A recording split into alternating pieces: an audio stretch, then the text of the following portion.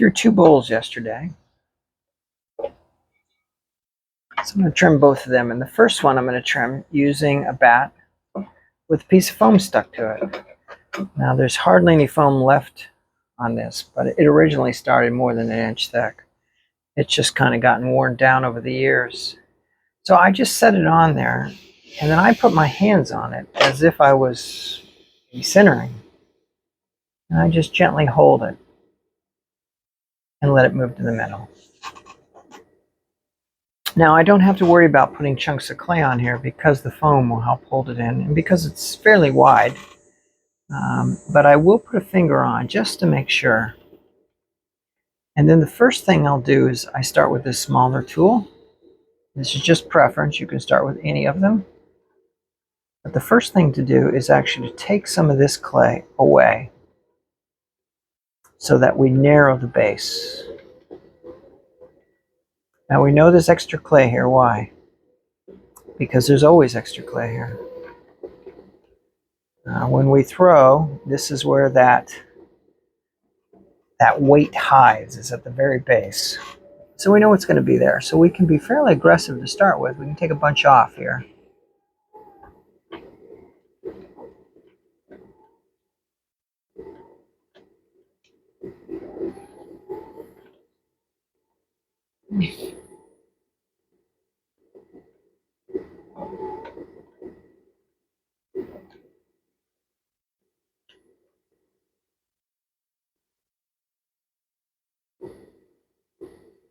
Now I'm rolling over that edge. I'm still using this small tool, but I'm going to switch it up. Because all of these work great. And this is probably the most popular tool for working the base of a pot.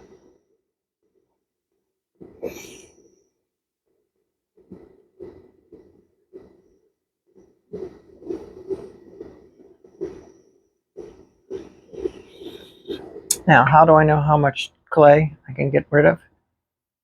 Well, the only way to figure it out is just to tap. And you'll get real good at figuring out what feels thin and what feels thick. It's that hollow Easter bunny, chocolate Easter bunny versus the solid one. And you can tell when you tap it.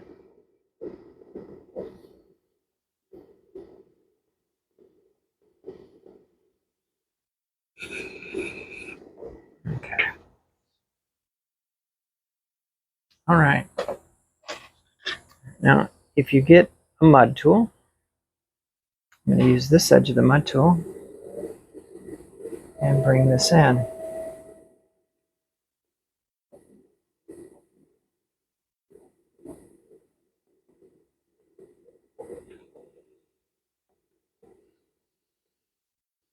If you don't have a mud tool, this guy works really well.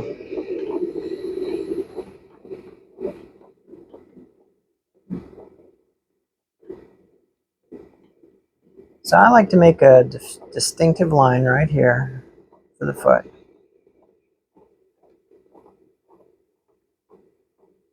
And then the last thing I do is to make a line right here,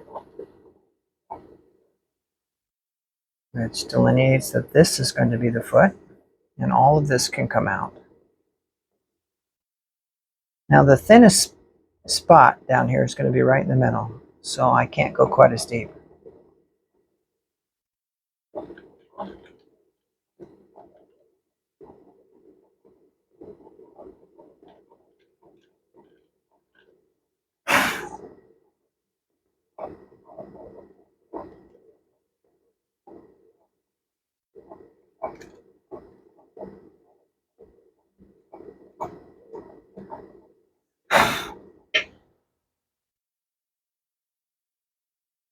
Okay, so that looks pretty good.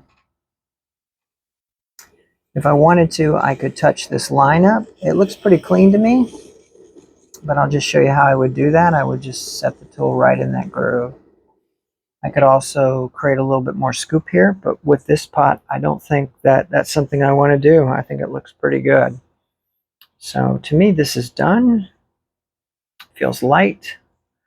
Now there's a little bit here, but I would sponge that away. I probably wait another day until this is completely dry and just lightly sponge it with just a little bit of moisture in the sponge, not a lot. And just come around and clean all of that up instead of dragging it off. But if you wanted to drag it off, you could take your tool and just slide it across. I worry about taking chunks out when it's the very edge of the rim like that, and that's why I like to do the sponge, but it does work, and this is already significantly better having done that. To sign them, I just take a ballpoint pen and I write my name. You should always make a mark on your pots. That makes